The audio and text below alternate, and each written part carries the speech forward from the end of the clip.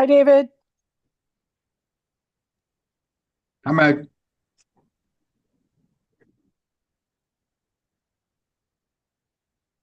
Patty, just as a heads up, it looks like your mic's on. On, you mean? Yeah, it was on. Okay, sorry. No problem. Just wanted to let you know. Thanks.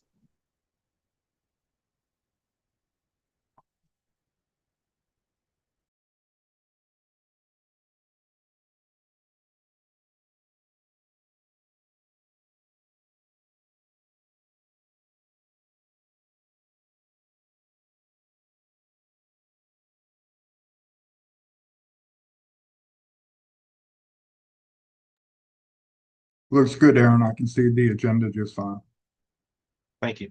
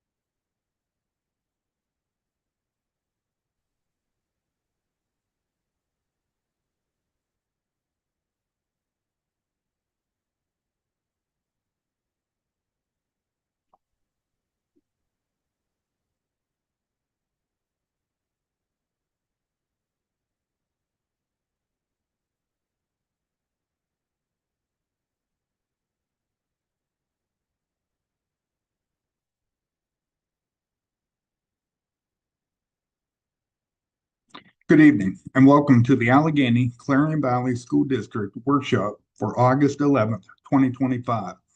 Keep in mind that the workshops are conducted virtually, and the link to access the workshop is always posted at the acvsd.org website.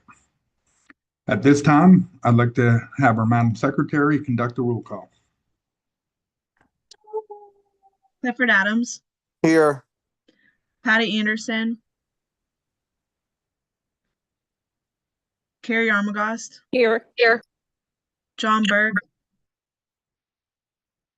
Brady Fight, Diane Page, Here. Jeff Powell, Here. Eric Sunling, and Kelly Tulliger. Here. Thank you. Thanks, Sarah. I just keep in mind that August is a very busy month for us, and we have a number of agenda items that we'll be working on this evening. Keep in mind that we will have our teachers back on campus on Monday, August 18th for the in-service day, and the 19th as well. And then we'll be ready to accept our students on Wednesday morning, August 20th as well. So we're busy in the district office. And in addition to that, we have a number of items that we'll be discussing a little bit further on that's relating back to the construction projects in the bond. And I'm very excited to announce that we do have the bond that was approved and it was sold. And we had a really good rating from Moody's, a double A rating, and the interest rates are aligned with that. In addition to that, we will be moving forward with a number of projects. We are planning to take on the track, the high school auditorium, the football field, and the ADA parking this fall. And then in the spring of the year, we'll modify the front entrance of the elementary school, route the student drop-off pickup, and the parking lots. That'll be the spring of 2026. So with all that being said, we do not have anybody from the public, and we don't have any presentations at this time. And I know John Burke's not on this evening, but John did express a concern associated with the voting meetings. And I'm not sure if anybody else has experienced it, but he's having a hard time hearing some of the administrators provide their report. So last month, we were able to get the handheld mic, and we moved it around. And that was just one of the concerns that John had that I thought I'd bring up for him on his behalf. Moving down through the consent agenda. First off, we have a couple conferences in front of you. We have Michelle Austin. She does the data quality meetings up at IU6, and this is an annual request for Michelle to attend those conferences, those workshops up there. And then also we have Melanie Cooldown. She has a couple requests, Lead Like Lasso, and then the PA Fellowship Program for Special Education Leaders. And the latter of those two came highly recommended from Bill Furco, who's the state auditor, and something that we had discussed, we had budgeted for. And as you can see, we have that split between the district and the West 2 grant. You could take us back up to the top, Aaron. Under letter B, we have a number of items. We do have some new teachers and secretary sub there in front of you. You can see Jonathan, Mariah, and Lori. And then there's been a little bit of changes within the PTO. And just for the sake of transparency, we did put that back in front of the school board in our community. And to enhance our PTO, we are bringing them in for kindergarten orientation so that they can present and hopefully attract some new parents into their organization. And then we also have letter D and E in front of you, and those are our annual updated substitute teacher list and then our athletic volunteer list. And Mr. Sherman and Dr. Jordan working on updating the athletic list. But the sub list is updated. Sarah's been working on that, and that's in front of you for approval as well. Are there any questions about the consent agenda or any of the items that are in front of you this evening before we move into finance and purchase?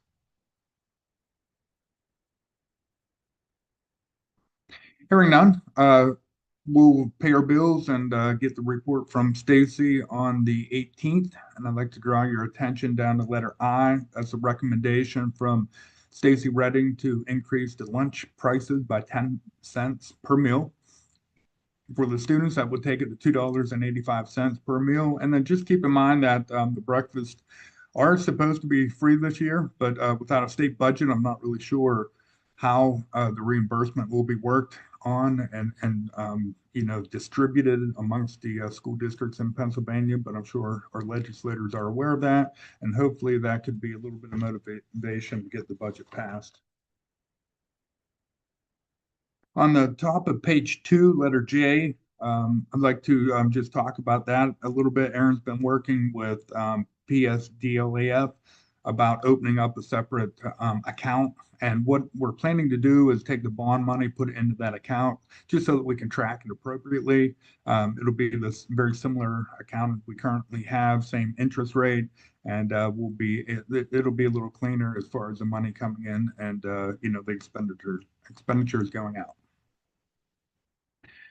Letter K, just like to let you know that we had 4 bids that came in for the football field, and currently we have budgeted $753,000 and some change for that football field renovation. Those bids came in as low as 122,000 up into the 400,000s, and currently we're working with our architect and engineer Amos Rudolph to do background checks. And our goal is to have the least cost, most responsible bidder in front of you on Monday, the 18th. We're checking references. We're doing some background checks right now. So we don't have that exact information currently ready. We had opened up the bids this past week, and Amos, James, and Courtney Chalmers were with us whenever we opened them. And then a big discussion point that I need some direction with, and I'm not sure if we're ready tonight or Monday night, the 18th at the very least. We need to figure out exactly what we're doing with the track. Keep in mind that we had budgeted just over $852,000. And we went on to the state bid list, and we had 2 companies come in and provide bids. And we actually have 2 different types of bids. So the first one, the low number would be just over 504,000. That would be milling up and repaving the areas of the track that have cracks in them, leaving part of the existing surface, milling down 2 inches around the entire track, and replacing that entire top coat with a ACV blue color. And we also had some discussion at the board level about milling and paving the entire track. So the next round of bids came in, and they were just under the budget, but that would be at $729,425, and that would be milling and paving the entire track. And again, whenever I say paving, that means a asphalt mix, and that would also be digging out and redoing the long jump and the pole vault areas with cement. And the original bid would be just milling and paving that with asphalt. So I'm not sure if anybody has any thoughts at this time, or if we want to just have that discussion ready to go on the 18th.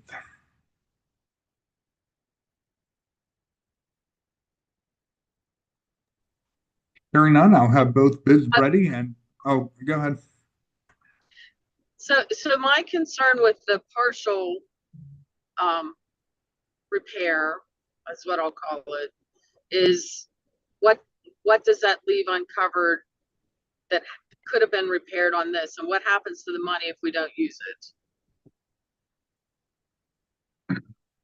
Right now, a lot of these bids are coming in a little bit lower. Some are expected to come in a little bit higher. Amos feels the auditorium, as we continue to dig into that project, it'll probably come in a little bit higher.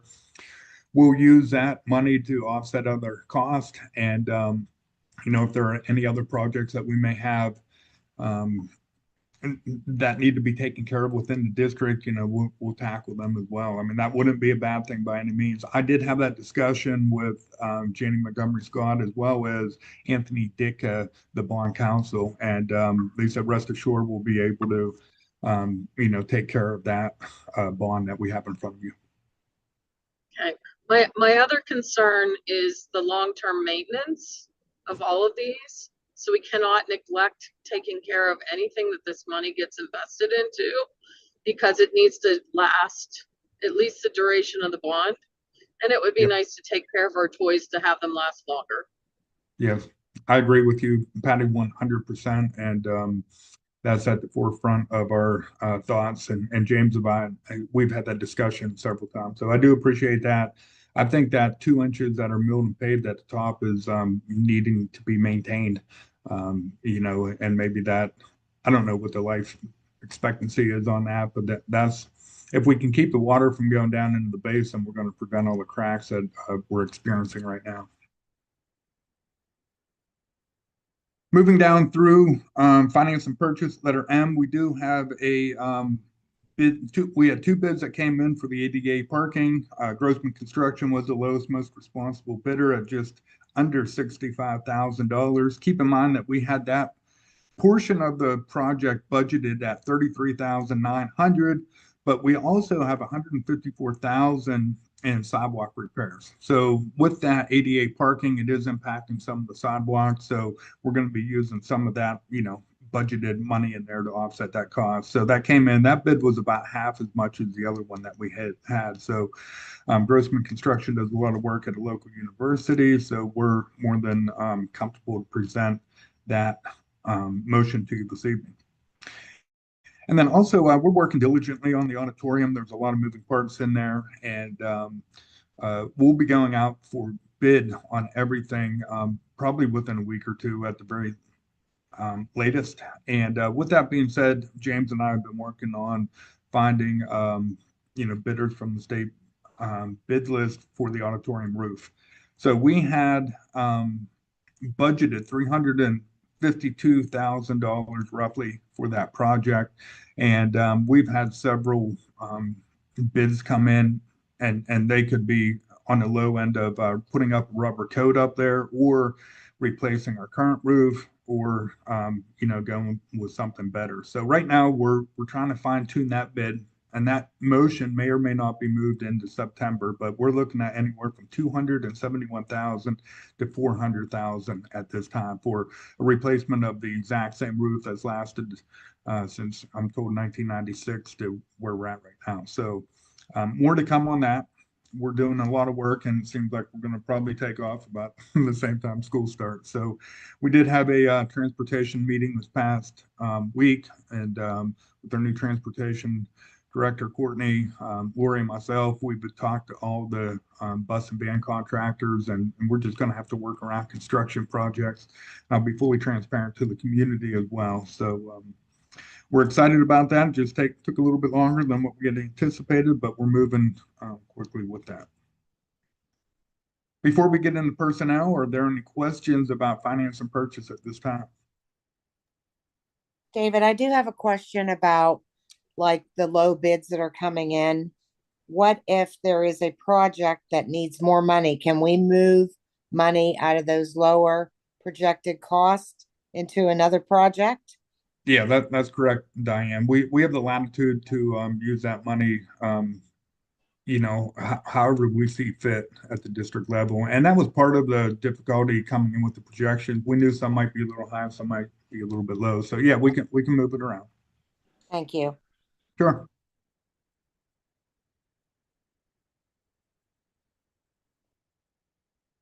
Hearing nothing else, we'll move right into personnel. We do have a employee seeking FMLA leave. That's at the beginning of the personnel, letter item A. And then we had two paraprofessionals, Aaron Stoddard and Crystal Mahler, submit their letters of resignation. And just keep in mind that last month we did advertise internally and externally for a paraprofessional because we had a new student coming in. With that being said, we did have 3 applicants, and I'll talk a little bit later on about that, but we're hopefully going to be able to fill all 3 vacancies. So we have a new student coming in, and then these 2 current resignations. Letter D is a motion to move Leanne Conto from the nurse technician position into a certified school nurse at a bachelor step 1. Just keep in mind that Leanne came to us with a RN degree, and she did not have that certified school nurse certification. So she went back and worked on the degree, and she'll be moving from the support staff into the professional staff with your approval. Then letter E, we did advertise for a social studies position up at the West 2 program, and we had 4 applicants that we interviewed, and Dr. Jeff and myself are recommended Brandon Richards. And Brandon had 10 years of teaching experience outside of the state, and he's been a school administrator in PA for 4 years. So recommendation that we had would be to hire Brandon at a master's step 5. He does have a doctorate degree. There will be no ongoing schooling for him. He's motivated and excited to come in and make a difference. Underneath that, letter F, we're also going to be advertising for long-term social studies teacher here at the district.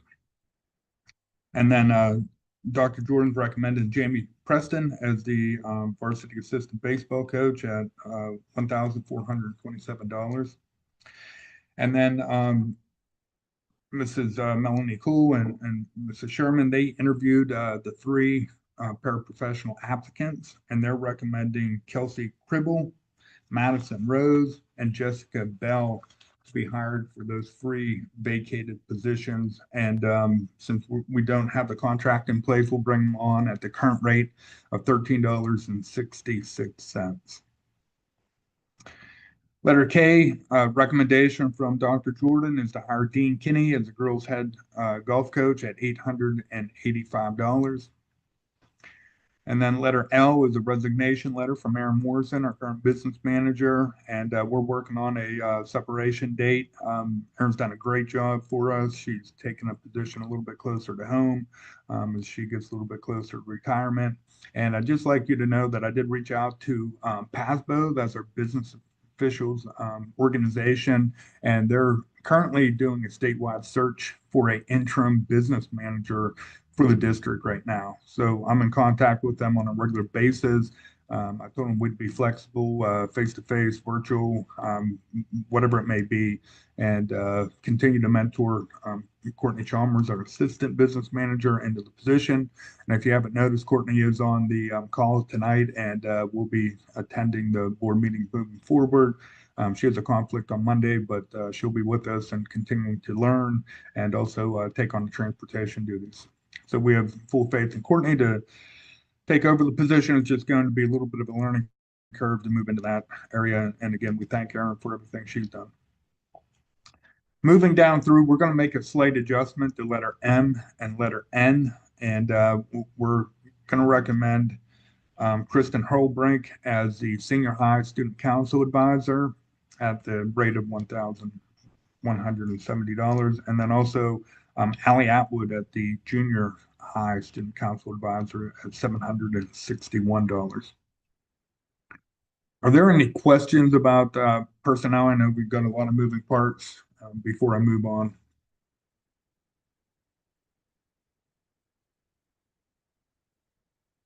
Moving into instructional services, as you can see, we have a school wellness day program in front of you from the Flourish Group, and it's a cost of $5,000. And they're going to provide 2 half days for our staff. And I'm a little hesitant to present that to you because that's a lot of money and the budget is at an impasse at this time.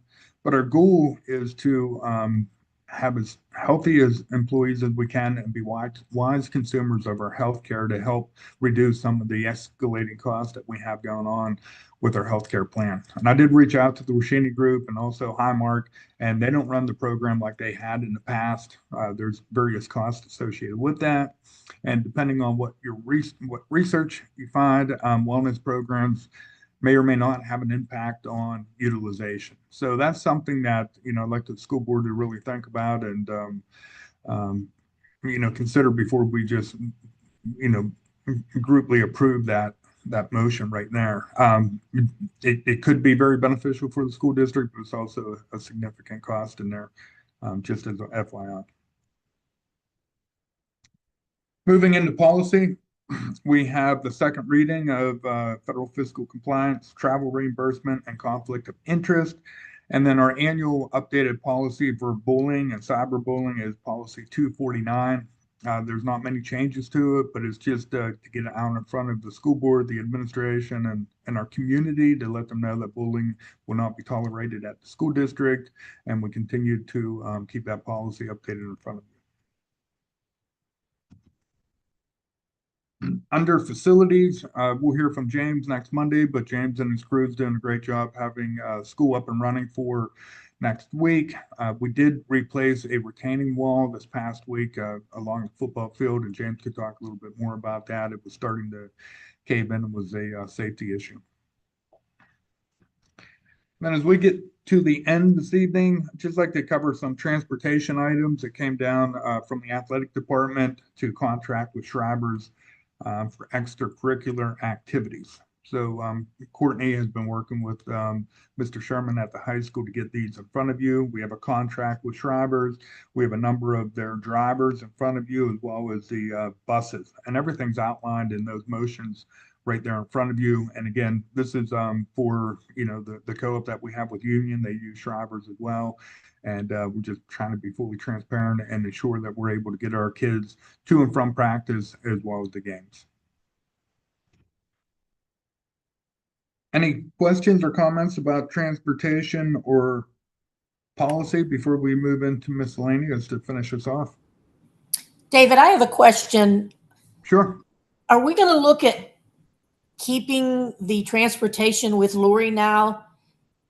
That's going to be a lot to add to Courtney if she's trying to learn business manager and she doesn't have an assistant. Are we going to move it back for now? Lori is fully involved. So I rest assured that the support from, the district office and Mr. Sherman and Courtney, we'll do whatever we can to support her in making that transition. I mean, that's a really good point right there. I do think that Courtney does need to take the lead on it, but we'll support her the whole way through. We'll continue to monitor that as well, Kelly. If it becomes too much, then we'll make the transition back. All right, thank you. Thank you. That's a good question. Aaron, you could take us down to miscellaneous and, we'll hear some of the reports. I don't think we've been too active this summer, but if you can see under letter C, correspondence, we do have a letter from the real estate tax audit. That's an annual audit. And there were no findings or any kind of recommendations. And Courtney really did. She spearheaded that audit right there. So kudos to her. And, good job for the school district with that as well. Just a little bit of correspondence in front of you. And then before we finish off, I'll open it up. Is there any old business we need to discuss or new business we need to be planning for Monday, August 18th?